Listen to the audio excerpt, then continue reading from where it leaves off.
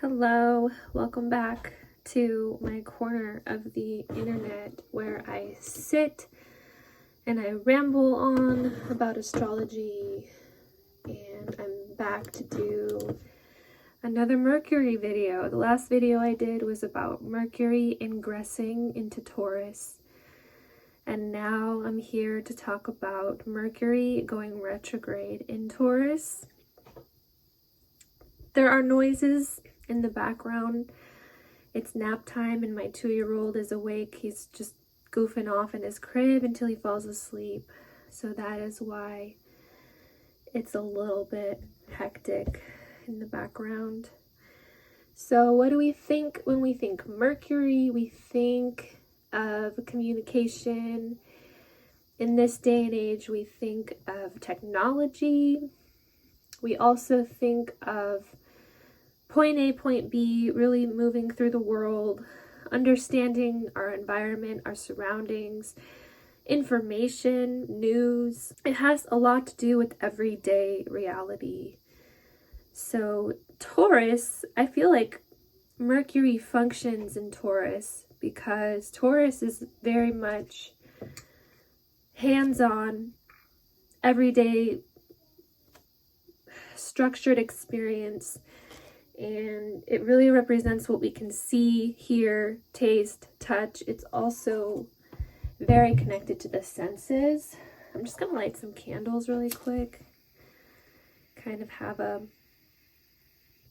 I don't know, I just felt like it. So what is Mercury retrograde? It represents going off the predetermined route. It can be a delay or change in plans. It can represent a time of going inward and really thinking about things, really trying to find solutions. We can revisit certain issues or problems that we've dealt with already. And having it in Taurus, it feels like testing the earth, testing our foundations. What Taurus does is it tests things to make sure they'll hold out. It makes sure that things are going to stand the pressure of life, the test of time. It really is about predictability and stability. So I feel like a lot of Mercury retrograde in Taurus is going to be us figuring out what can stand the test of time in our lives, what is really going to hold under pressure. And it's interesting because when Mercury goes retrograde, it's in an almost exact conjunction with the moon in Taurus. The moon in Taurus is all about nourishment, figuring out what our needs are in a very practical sense, figuring out how we can obtain nourishment. Mercury conjunct the moon. With Mercury retrograde, it just seems like we could be dealing with some emotional confusion, some confusion about how to go forward in terms of meeting our needs, some confusion around how we feel about everyday things, how we feel about commitment, how we feel about work, because a lot of Taurus does have to do with work. Another element of Taurus that can't be ignored is that it has to do with money. Because Taurus is Venus ruled, and Taurus just has a lot to do about valuable things, what matters. Money is deeply connected to that because money is sort of, not as much now, we have digital money. But back in the day, money used to be considered a tangible way to trade and a tangible way that's really reliable. So Taurus rules money. And in that respect, we could be having to rearrange some things around our finances, having to figure out certain budgeting, certain organization around money, especially monetary exchange, making sure that our monetary exchanges are fair, so not getting ripped off, hopefully. Then what do we got here? I still haven't finished lighting my candles. I'm just going to look over my notes while I light my candles. So let's see.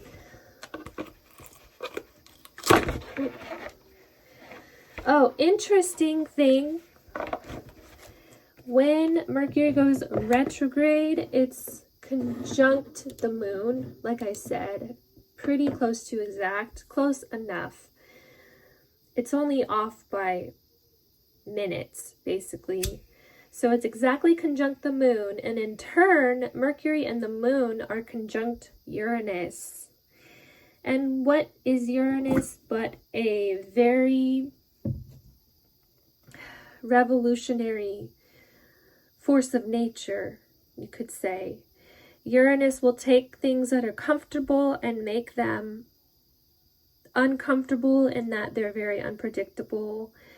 It's sudden sweeping changes, sudden turning over of things and events.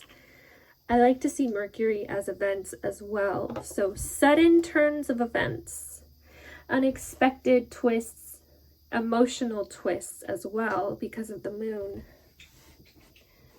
So having Mercury retrograde closely conjunct Uranus along with the moon, it seems like we will be changing up how we feel about what matters.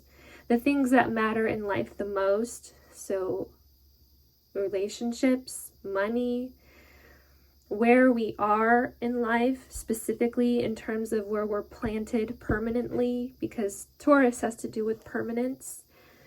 This is interesting as well because Mars is still in Cancer. Mars and Mercury are kind of both the movement planets. Mars is still in Cancer. Mars is causing us to seek an internal understanding of permanence, because Cancer is the roots that are deep, deep down. It's the inner sphere that extends out into everything else. So Cancer and Taurus are both very heavily concerned with permanence. So it's interesting to see such a focus on permanence, but you have Uranus coming in being like, hey, it's time to revolutionize, it's time to change. We may feel a deep sense that something's changing, and our brain, because Mercury is the brain, our brain will be scrambling around to figure out what is this feeling that things are changing? Why do things feel less solid? How can I understand how to solidify my life and my world, is basically what this transit could be about. Then we got to look at Taurus's ruler, Venus. Venus is in Gemini, which is all about relating through the intellect and communication.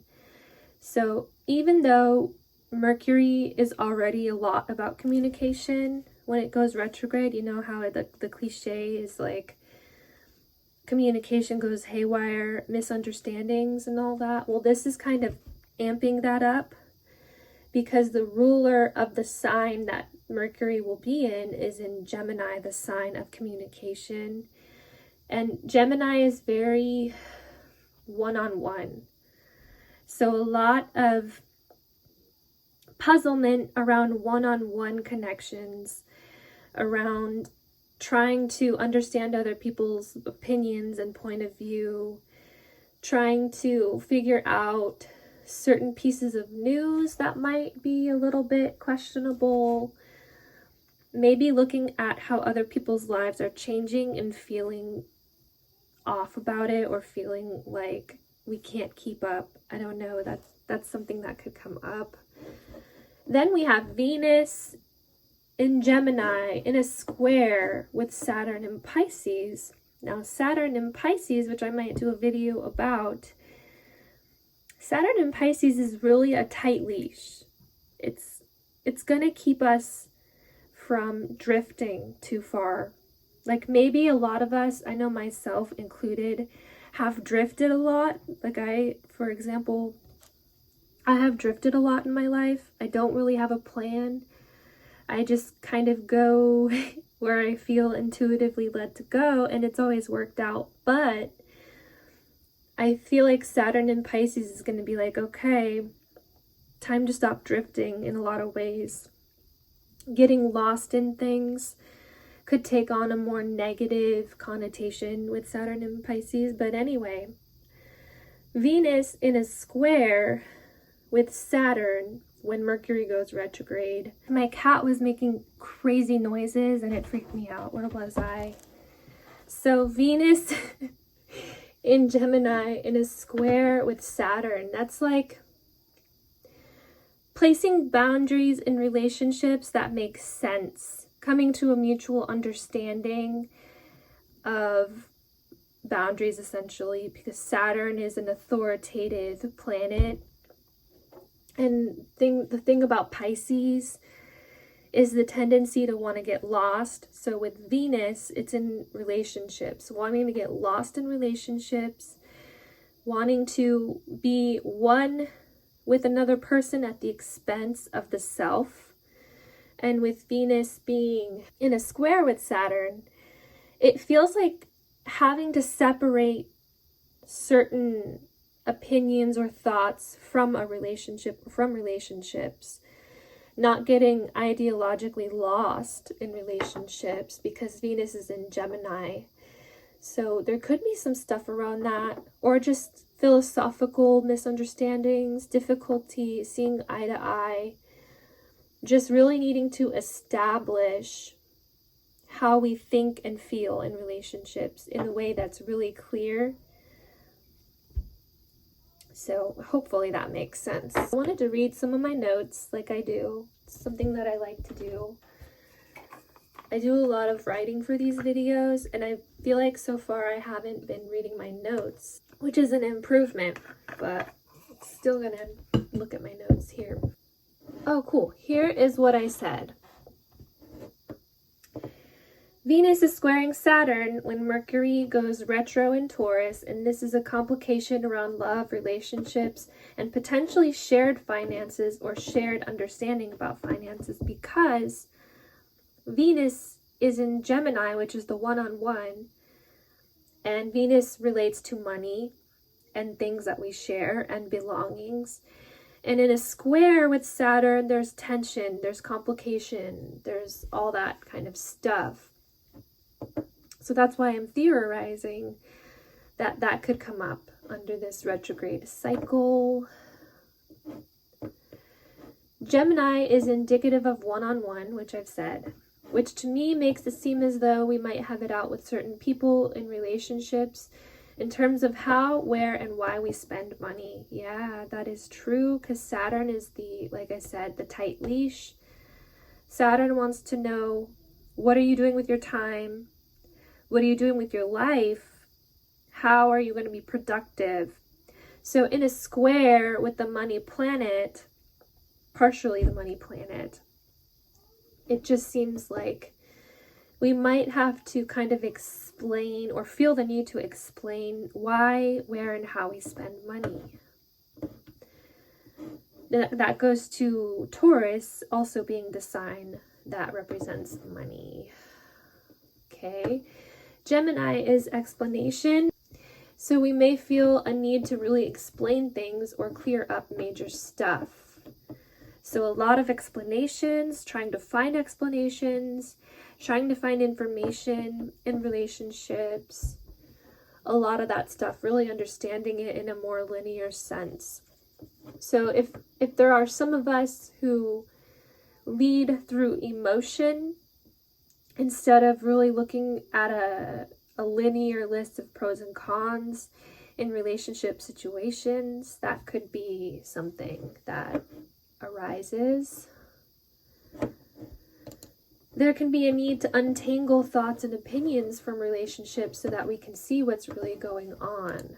Saturn is discipline, so we may really feel like it's time to get our stuff together in relationships or how we spend money, which is all stuff I've already said. I just wanted to check my notes. I think that's everything, though. So I might try to pull some cards. This is something I wanted to do last time I did a video, but I didn't have time. I ran out of time. But I wanted to pull cards for each respective house. So pulling cards for people who have Mercury retrograde in the first house, people who have Mercury retrograde in the second house, and so on and so on. So you can check your chart.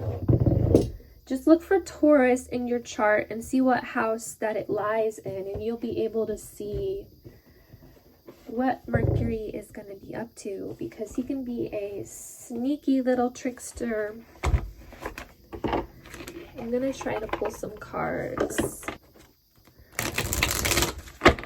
So, for transiting Mercury in the first house, Mercury retrograde, going through your first house, let's see what might come up. This is also for people who have Taurus ascendant. So I want to see what might come up for you during this retrograde cycle. Thank you. All right, let's see. You have the Hierophant, also known as the Mentor. So learning about certain things, learning certain big things. The Hierophant is the knowledge that is the most on high. It represents higher learning, really big institutions that are well respected and well established. So something about learning something huge. Okay, let's keep going. Six of Wands. Being victorious when it comes to learning. So maybe revisiting something that you tried to learn before and coming out as the victor over it. Then we have Four of Wands reversed. So this is like a surprise. It could be a surprise. It could be feeling off-center. It kind of feels like the Uranus influence. Four of Wands reversed is really needing to find some calm, really needing to celebrate something and recognize achievements. So you might need to take some time to recognize your achievements during this time, especially in regard to learning. So I hope that makes sense. I am now going to move on to the second house. People who have Taurus as their second house. Let's see what energy might come up for you.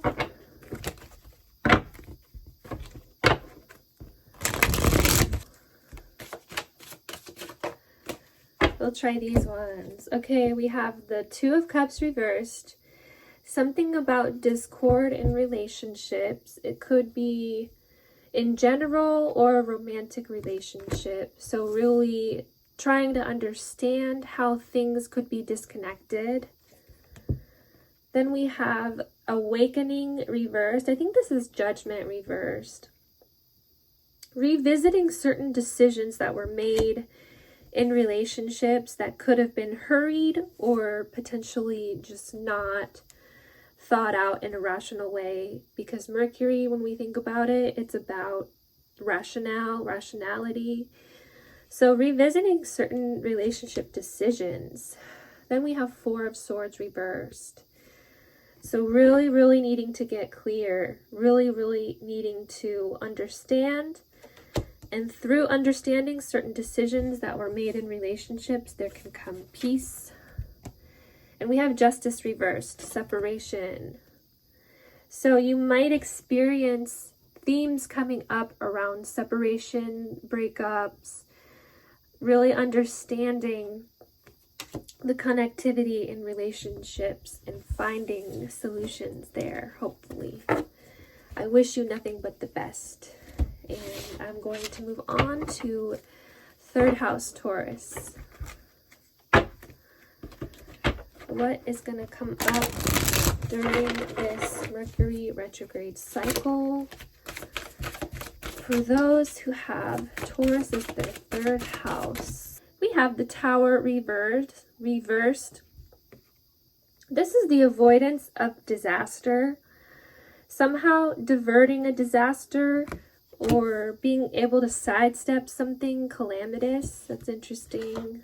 Then we have Awakening. This is the Judgment card. So understanding your discernment and your judgment in connection to crises. Maybe you will be tested in some way, but you'll pass the test. You'll be able to understand how to avoid disasters.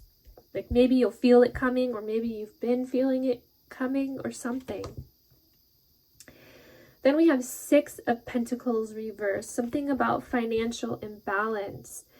So being able to practice really clear judgment and discernment around potential financial hardships or financial calamities, unfair deals, maybe unfair business deals, because that is a 6 of Pentacles reversed. It's the energy of a financial imbalance between people. And you also got the Wheel of Fortune, getting lucky. It really feels like you'll be able to avoid a disaster, which is pretty cool. So, all right, that is it for those with Taurus in their 3rd house. Now we're going to move on to those who have Taurus in their 4th house and also their IC, Coeli, which is a very sensitive point in the chart. I feel for those who have Uranus on their IC right now. And then you have the eclipse coming on your IC. And you have Mercury going retrograde there. It's a very sensitive point. Okay, we'll try these ones. We have 5 of Wands reversed, which represents separating from a conflict. The 5 of Wands upright is very, as you can see, there's some aggression there. There is some head-to-head, the butting of the rams, but reversed, it really represents coming out of a conflict, being removed from aggressive or competitive energy. That's pretty nice. We have the Empress reversed. So this is a disconnect from feeling abundant, from feeling nurtured, from feeling really balanced physically. So it looks a little challenging, but it's also kind of soothing to see that this energy is ending. The energy of feeling like everything's a battle, everything's a fight. Followed by Justice. So things clearing out, things clearing up. The scales are being balanced. So if you really feel disconnected from a sense of wholeness, and it arises from conflict either within yourself or in relationships, there is a message that could clear up during this cycle. I think being able to glean understandings that could come through Mercury retrogrades is very much a blessing. I'll pull one more for you though. 10 of Cups reversed. So these are the things that are going to be balanced, I think. I think as it stands now, maybe you are dealing with a lot of conflict. You are dealing with an imbalance. Could be some physical or vitality issues. But Justice represents a clearing. It's being able to see. It's being able to feel things shifting in a more whole and complete way. I hope that makes sense. I am now going to move on to the 5th house. Those who have Taurus as their 5th house. Let's find out what could come up. For you who have 5th house Taurus, we have the 3 of Swords. Your heart could be sore about something. You could be examining old heartbreaks. So the 5th house, since it's one of the romance houses, it could revolve around that. Really dealing with a lot of trauma, a lot of pain. Follow that by the Page of Pentacles reversed, needing to revisit and learn about something. Needing to revisit and learn about pain and how to balance it through your physical experience. Then we have 9 of Cups reversed, which is disappointment, disheartenment, and needing to find fulfillment. And that's really what the 5th house is about. The 5th house is about the love for life that we can have as human beings. It's about joy and fun. So it's kind of interesting to see these painful cards here. Then we have the Hanged Man. So really suspending, really feeling immersed in learning about all these tricky things that can get in the way of happiness and coming out the other side. It's also about releasing. The Hanged Man is about surrender. So figuring out a way to surrender and flow with some of these more difficult emotions. Okay, I'll do a couple more for you. Then we have the Hermit. The Hermit is all about learning. It's about seeking knowledge, seeking wisdom. So I think through recognizing the pain, through sitting with it and surrendering to it, things will start to make more sense. I hope that resonates. Sorry if that's not the greatest. Those aren't the greatest cards, but Mercury retrograde isn't all fun and games, that's for sure. Alright, we will move on to 5th house Taurus. Oh no, we just did 5th house. We will move on to 6th house Taurus. Those who have Taurus as their 6th house. These ones. So this flew out. We have the Chariot reversed. This represents a lack of movement, a lack of decisiveness in terms of where to go. I feel like that's pretty self-explanatory already. Followed by Justice reversed. So getting clear or re-examining a lack of clarity when it comes to direction in life. The 6th house is all about productivity. It is our everyday. It is the way that we structure physical reality. So we may be dealing with feeling stumped as to what to do or where to go. So this transit is going to be about figuring out how to balance your expectation of where you are and where you want to go with the reality of how things are actually in need of balancing. Then we have Ace of Swords reversed, major confusion, really needing to clear out schedule, because that is 6th house as well. It represents our schedules, the way that we formulate our routine. So really needing to clear out that space and gain a better understanding of where to go. But then you have Queen of Pentacles, which is very much structured, stable, and secure. The energy of the Queen of Pentacles is it represents being nourished, which I've said already. This retrograde is going to be about nourishment to some degree, because that's Taurus. So once you balance out your vision and are able to release certain things that make it confusing as to where to go, I think you will find a deeper root of security. Hope that resonated. Sorry if it did not.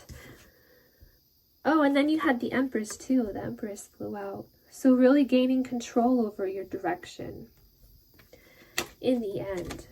Realizing, hey, maybe I'm stumped and I'm not sure where I want to go, but figuring it out. Alright, now we're going to move on to those who have Taurus as their 7th house or their DC descendant. What might come up for those who have 7th house Taurus during this Mercury retrograde transit? Alright, so we have Queen of Pentacles. Queen of Pentacles is very secure and abundant, and it represents things being anchored. So that's really nice. It's also a feminine, very nurturing energy. Followed by the 8 of Swords. So recognizing where you trap yourself, that leads to deprivation, that leads to being cut off from this. We all do it. We all have things that we put in our own way that prevents us from feeling free and feeling unencumbered. Followed by the 10 of Wands, releasing burdens, releasing heaviness. So truly being connected to this, but what it might feel like is this heavy, trapped energy. But the message is to know that you are releasing and to remember your connection to wholesomeness. Remember your connection to the natural world. It's related to nature. Your natural state is abundant, is what they're trying to say. And a lot of the entrapment that you might feel relates to things that you've set up in your mind. It's interesting because the 7th house is about our relationships, but the message here is mostly just about things imposed by the self. Then we have Queen of Cups reversed. Really needing to feel, really needing to be in the feels. So whereas we would think the 7th house would be about relationships, it just seems like a time to more deeply connect with the self and what impositions are put there. You also got the Magician, so anything can happen. That's what they are trying to say for those who have Taurus as their 7th house. Thank you. I hope it resonates. I'm going to move on to 8th house Taurus. Okay, so for those who have Taurus as their 8th house, during this Mercury retrograde cycle, you may deal with understanding betrayal, understanding where or how your energy has been taken from you, dealing with a lot of backstabbing energy in a way that's productive. Because remember, Mercury retrograde represents revisiting things, reformulating perspective, and all that. Then we have 10 of Cups reversed. Realizing how giving energy to those who don't deserve it is getting in the way of your happiness. A lot of themes around emotional fulfillment, family. This is the family card. So that's pretty intense, but the 8th house is, I would say, the most intense house. So we knew that it would not be all fun and rainbows here. Then we have 3 of Wands, understanding your potential, seeing the land as cleared, seeing that things are fertile and things have possibility. It's getting away from this especially, but also this lack of happiness.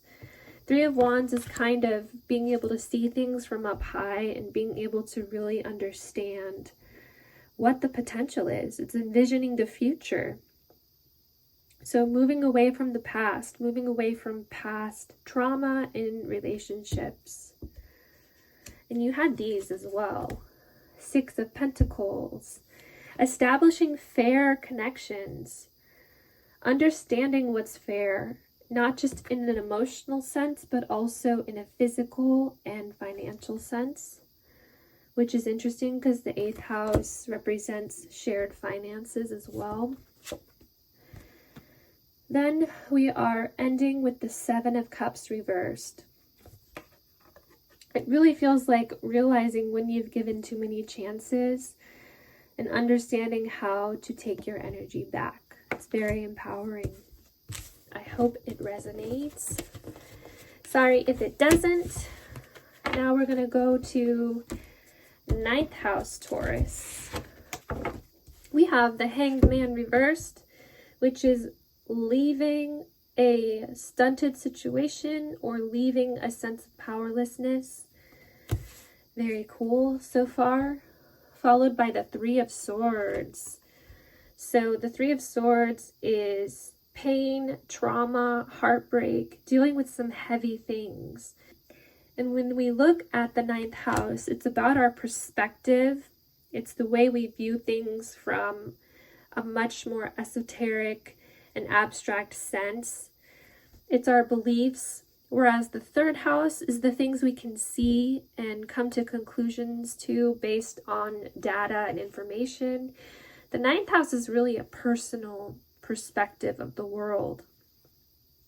So this represents leaving a powerless situation around heartbreak, things that make our hearts soar. S-O-R-E, not S-O-A-R. But let's see what else. The High Priestess, deep, deep understandings, like really, really deep understandings about pain, making sense of it in a spiritual sense, using our abilities of vision, like the third eye, meditation, the occult, things like astrology and the tarot, really utilizing our deepest intuitive sense to overcome pain in life. Then we have King of Swords coming out on top with a balanced mind, a balanced perspective. So pretty powerful. It's also the unification of the logical mind and the intuition. All right, hope it resonated. Sorry if it didn't, but I'm going to move on to those who have Taurus as their 10th house. So we have Judgment reversed, the awakening. So revisiting certain judgment calls, certain decisions. These are really big decisions though, because it's judgment. So it's interesting to see this underlying awakening energy coming out right away. Then we have Nine of Swords reversed. Resolving fear around making decisions. Resolving fear around really big things you've woken up to. Maybe you're going through a period of realizing big picture things, especially with the 10th house. The 10th house is big picture. It's what we want to be known for, what about us we want seen. So having Judgment reversed and Nine of Swords reversed, it really feels like waking up to a fearless life, living less in trepidation, less in fear. Then we have Eight of Swords reversed, liberation, major, major liberation, liberation from really intense anxiety. Then we have Knight of Cups, being able to dream, being able to envision, really waking up to the more heart-conscious aspect of life. Pretty cool. Big aha moments and epiphanies. All right, we're going to move on to those who have Taurus as their 11th house. Okay, let's see. We got Three of Cups reversed. So this is the energy of discord. It can be the energy of gossip, misunderstanding when it comes to the group, which is interesting because the 11th house is all about groups. It's about social interconnectivity on kind of a bigger scale, but it's also our friendships. So reconfiguring certain friendships, maybe having to cut out certain people or just restructure groups that you belong to. Then we have King of Pentacles reversed. So revisiting certain insecurities about abundance, insecurities around being able to provide, being able to share the wealth. There's just a lot about connecting physically and having structure in friendships, relationships. Then we have Knight of Swords reversed. The Knight of Swords reversed doesn't know what to think, how to act, or what to say. So there could be some miscommunication in friendships regarding certain elements of security, financial security. I'm going to keep pulling.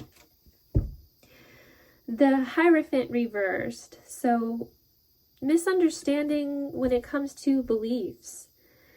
Really trying to configure a more philosophical connection in friendships. Let's see what this one is.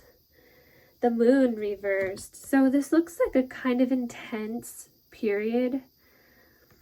I wish I had better cards to be explaining here, but it just looks like an intense restructuring of friendship groups, any kind of social circle that you may belong to. It looks a little bit intense. Then we have the Ten of Pentacles, which is accomplishment. It is completion. It is tying a bunch of elements together that maybe did not have the clearest path forward. So at the end of the transit, it looks like things start to feel more solid and easier to comprehend and understand. It just looks a little bit rough before you get there. I wish you nothing but the best. I'm going to move on to those who have their 12th house as Taurus. 12th house Taurus people. I'll read that at the end. So we have the moon reversed.